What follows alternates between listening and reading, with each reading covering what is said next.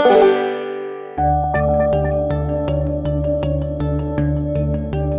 Sam Marwood here from Ori Co-op, and welcome to another episode of our series on looking at creating a social movement around organic farming from scratch.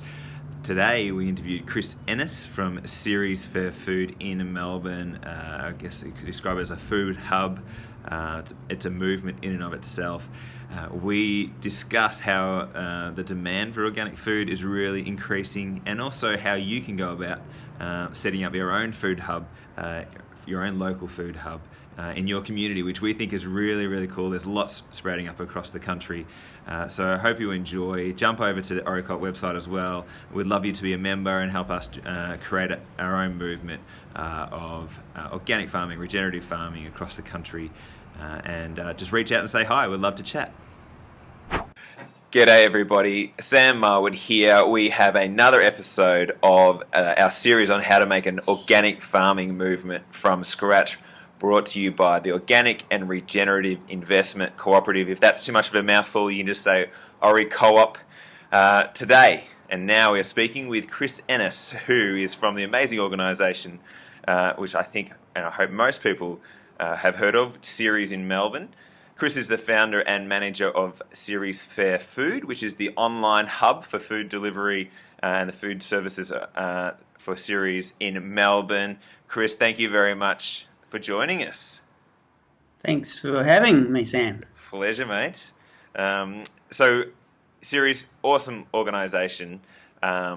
Make sure people, when you're watching this, you are Googling at the same time, and look it up, scroll through. They supply organic food to families across the town of Melbourne, and also support and give good prices to the farmers, which is what we want to hear with Ori Co-op. So it's awesome. So Chris, our topic within this broader series is called Localised Food Systems and Solutions. That's what we're going to try and broadly keep this conversation to. We'll see how we go. But before we get stuck into that, mate, we've been asking all our interviewees, what is your passion and what gets you up in the morning? Okay. I think my passion is connecting people together, and bringing, pulling those new projects together that make the around food, that make the world a more fun, more healthy, more fair place to live. So that's how Fair Food came about. It was just a staff co-op that got out of hand, really, and now it's a delivery service. It was about making, looking after staff at a community organisation.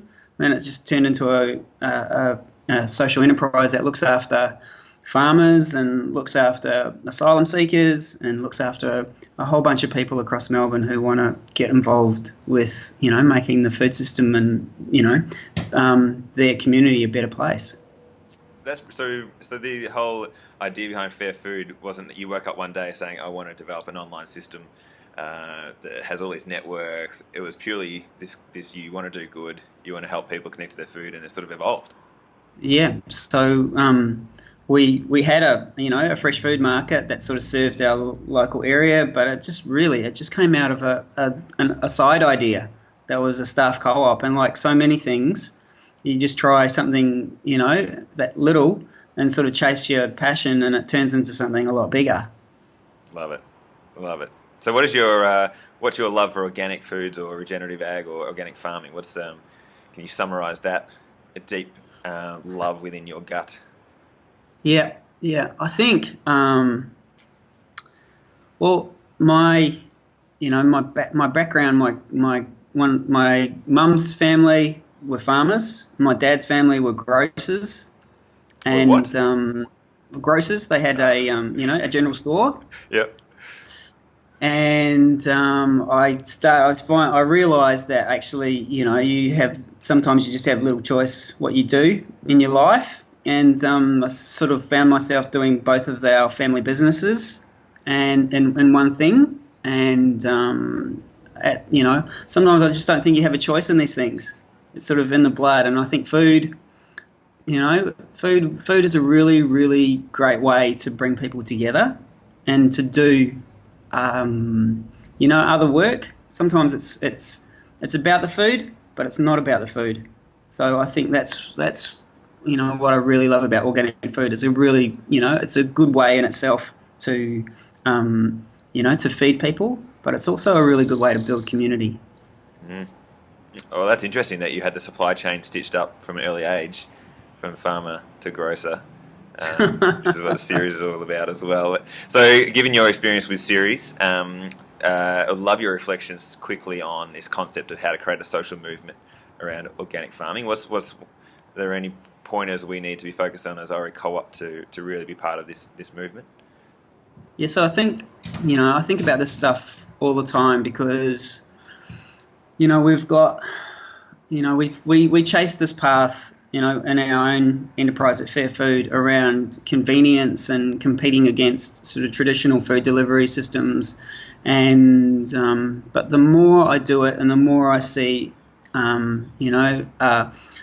other projects and things that are going on, the more I think actually we shouldn't be competing with the kind of Amazon Fresh model or the Woolworths or Coles delivery model, where it's all about absolute convenience and the driving to get your food to you within half an hour or an hour, at absolute convenience. So it's sort of almost something you don't have to think about.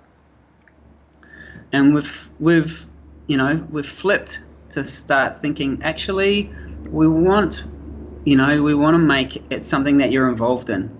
You actually have to do a little bit of work to do, and you can choose to be more involved in the way that you buy your food. So we're pushing towards more like getting people together to buy in bulk together and just making that really easy. So there's less packaging, but there's an opportunity to come together with a whole bunch of people to say, let's buy a bag of rice, let's buy a 20-litre drum of olive oil. We'll all bring our own containers together and we'll split it up. And at that point, we can make the actual transaction really simple.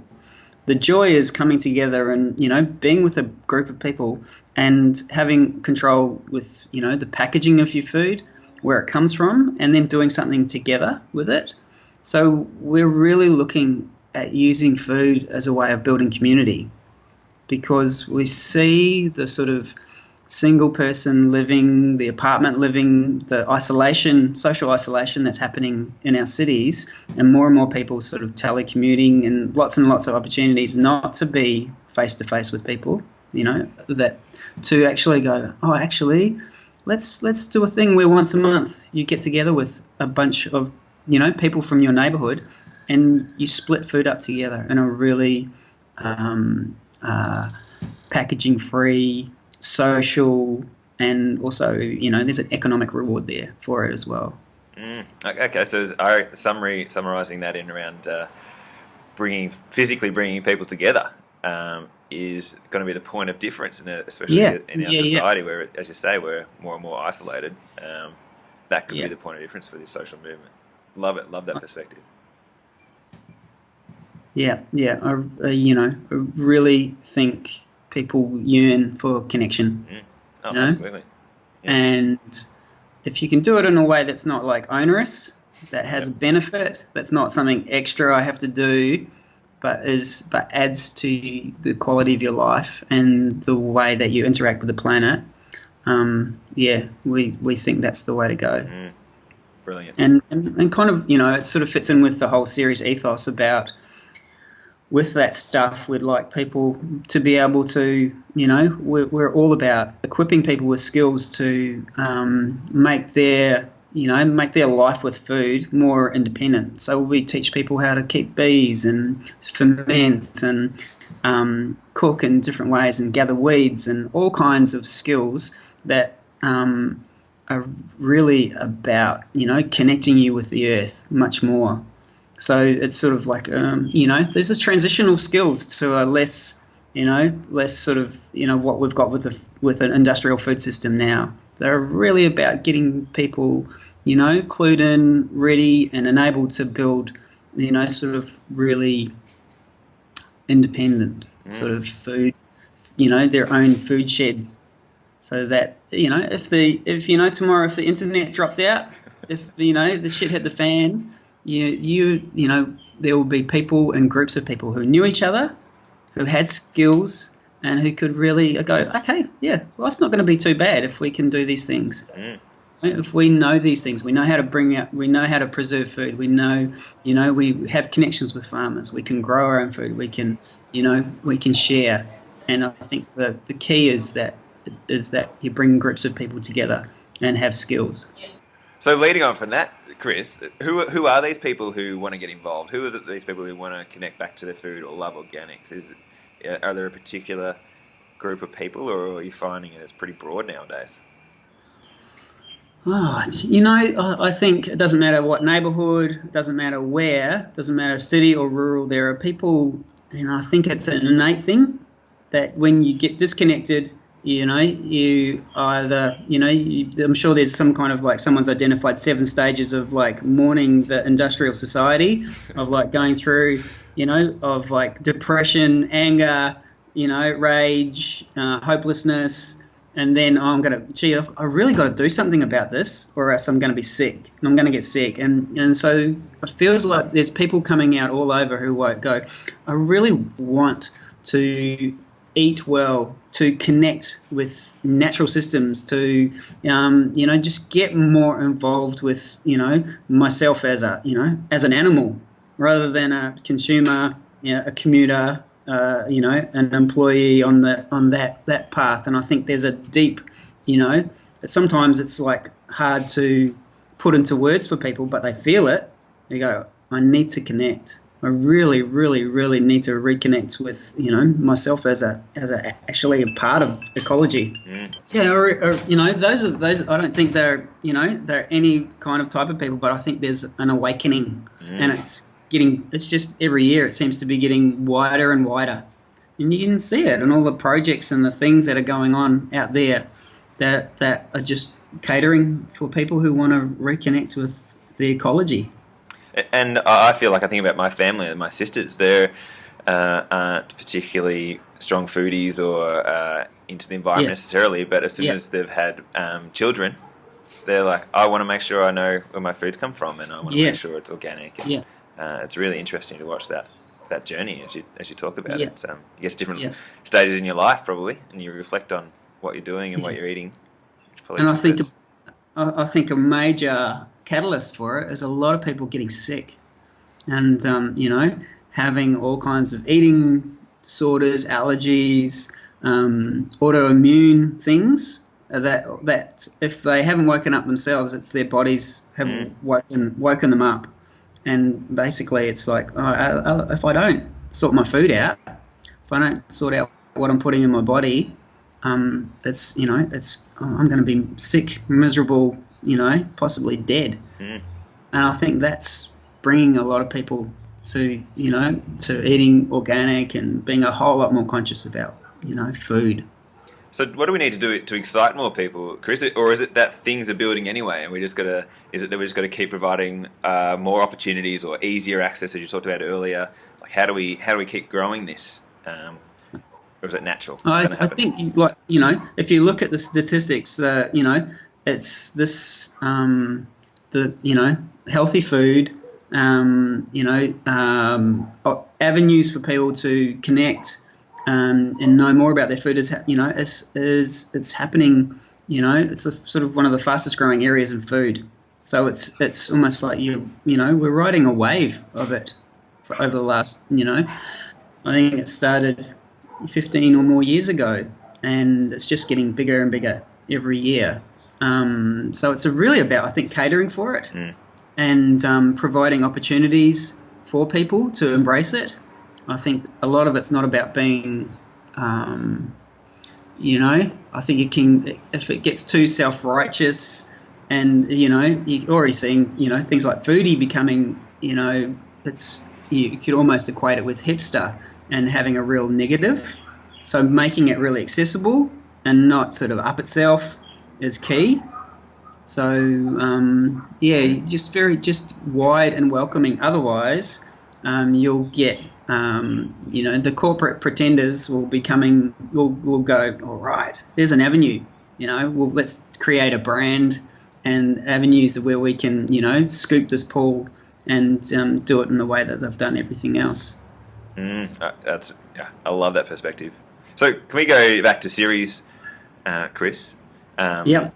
Can you just give us some statistics on the amount of people you serve, farmers, how many farmers you support, that sort of stuff? It'd be really great just to hear from your example, and then I want to lead that on to where people can go if they don't happen to live in Melbourne and be a part of your great service. Yeah. So we serve we have about 2,500 regular customers, and we're roughly 1,000 a week. And so most people order fortnightly from us. We go all over Melbourne. We have these things called food hosts. So you can get food delivered to your door like a normal, like a regular delivery service. But what we really love is delivering to, and it's basically someone's veranda. It might be someone's business. It might be a community centre where you can go and pick up your groceries. And there might be 10 families or so connected to that food host, and you can choose wherever that food host. And we've got 73 or 74 of those around Melbourne. So there's lots around. And that's a place where, we offer free delivery, because we think when people cooperate and use sort of, existing community resources, something simple like a veranda, it's a really nice way to kick off that sort of community building approach that I was talking about earlier.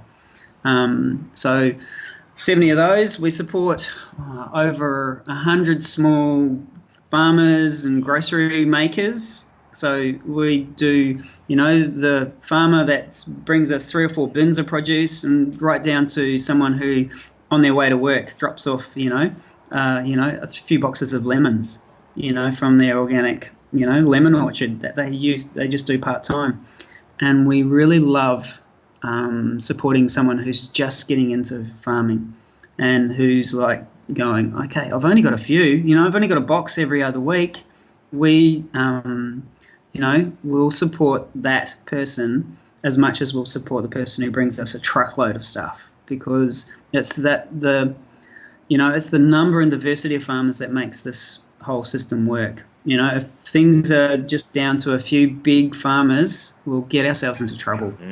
And so whenever, we see a new person coming on the scene and they're just starting off, we really, really love engaging with them and going, yeah, we'll buy your stuff. That's great. I love that. We'll help you. And it's also just quite, it's the relationships. So there's a real, a joy in having the connections with, a whole diverse group of different people who are doing or growing or making things and being part of their, their journey to growing a business. Even if it does stay small and it's just sort of a sideline, like, we've got people who just grow, like say feijoas or chestnuts, and we'll only see them through a season, which might be 6 to 10 weeks. But we do that every year, and it becomes a season and something to look forward to and celebrate, and we reconnect. And then we don't hear from them for another 9 months. So, but it's after you do that for 5 or 6 years, you just develop a real pattern. It's something to get excited about. It's just like, oh, we're going to see them again. We're going to have those feijoas or have those chestnuts again, and it's you're starting to create something. I'm really passionate about supporting startup farmers. So from a CERES point of view, do you have like a product that you think, oh, wouldn't it be great if someone grew this? Is there a shout out to some entrepreneurial farmers out there?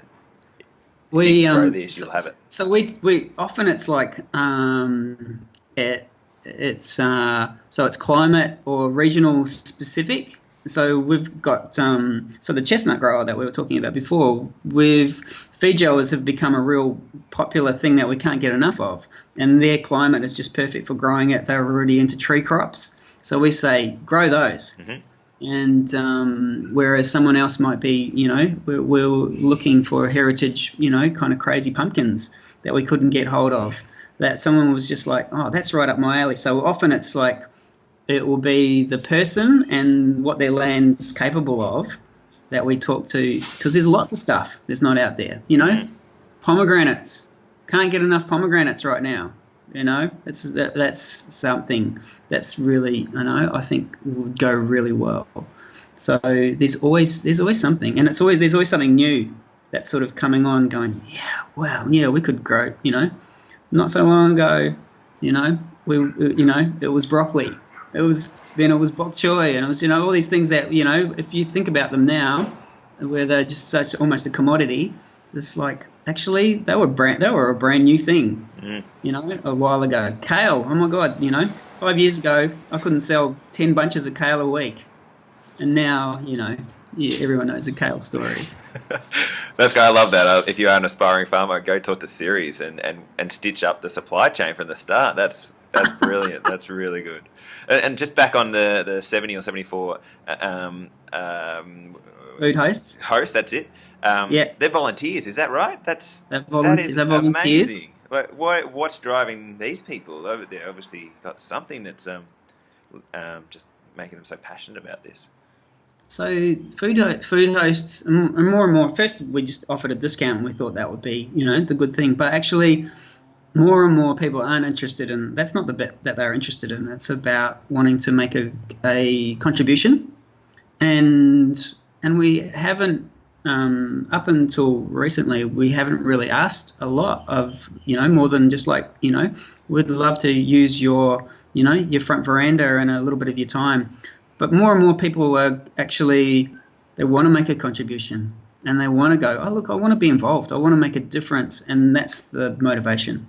And we're trying now, this year is a big year for us to go, actually, how can we harness that and make a bigger impact in our communities and have our food hosts be the people who have time beyond, who want to go, okay, how can actually we draw in the community around you and build the sort of, the things that we're talking about, the groups who share food, who help skill each other up, who create those little, food buying communities, and that they're going to take us past the apocalypse. I just think that's so good. I just love the idea that you can start businesses and then people just love it so much they want to help out. It's it must be such a good feeling for the CERES team, I guess, knowing that there's people just backing you all the way. It's brilliant. Yeah, well, I think because CERES is what it is, as a not-for-profit, and just a place that's, we've after years of trying to explain it, we've sort of like, got down to, CERES is a place that helps people fall in love with the earth.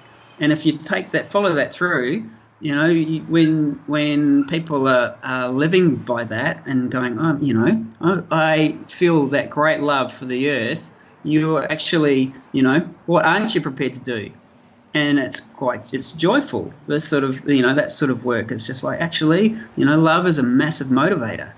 And so, it's, people just want to give to that. Mm. So you probably fired up a lot of people, Chris, watching now or listening, but they probably live in Tamworth or Shepparton. Yep. And they're really frustrated that they can't be part of CERES. Yep. Are there other organisations like what you're doing across the country? And if not, if a town or your local area doesn't have one, what can people do to start their own? Is it possible? Yeah. Well, it's been quite amazing in the last few years of places that are going, we'd love something like that happening in our town, and just doing it. Places like Beechworth Co-op. Places that have been doing it for years, like Grow Lightly in South Gippsland. These are like regional food hubs that have done it in their own way, whether it's a shop or a box scheme, and they, based in a small town, and if we had the success rate or the participation rate of those guys, we'd probably have, we'd have 500,000 households. Because like small towns have embraced these, I think they're better suited for it, because also they have the access and everybody knows, there are producers close by. So, the transport is pretty close for someone farming on the edge of town, or even who's got a few, I've got a backyard, I've got an orchard, and it's big enough actually to supply this, a fair amount of fruit. And so bringing a whole bunch of people together who grow and local producers into a town, really, I've seen it really unite small towns and create really dynamic, food organisations that, they're extraordinary, really actually extraordinary. Much more, I feel they're much more connected than Melbourne-based organisation like us. And, I feel pretty connected, but those, I think, at scale really works. So, yeah. Well, it sounds like this isn't a new concept anymore. So there must be templates, processes, people all over the country that you can just Google, find their names, give them a call, and you can get it going. That's right. Yeah. It's happening all over, and I think there are great examples and people to talk to, from towns of similar sizes to go, okay, how did they do it? And often it's a spare space. It's a few people, it's always half a dozen people bringing some growers together and pulling their friends in. And if they do it well, people follow. And often there's an economic thing too. It's just like, actually, you're bringing really good food at a good price together in my local community. Why? Well, actually, we don't actually have that option. I have to drive a long way to get that, and so they take off. They really take off. Well, Chris, I've loved this. I appreciate your time. I hope people are fired up watching this and are going to start their own hubs across the country. Where can people go to find out more about CERES or sign up? They just Google CERES and they'll find it, CERES. CERES, and we're and the food delivery business is called CERES Fair Food. Okay, so make sure you get that right. Type that in properly. Chris, thank you very much. Really appreciate your time, and looking forward to just watching the journey of CERES and CERES Plus, as in everyone copying and pasting across the country your great work. So thank you very much. Appreciate it. Cheers, Sam. Great to talk to you. Thanks for your attention. We hope you really enjoyed that interview. We are the Organic and Regenerative Investment Cooperative. We would love for you to sign up, become a member, follow us on all the social media accounts, connect with other like-minded people who want to see organic farming thrive across Australia. Please watch the other videos in our series as well, and share amongst your friends and family. But please do get in contact. We'd love to chat.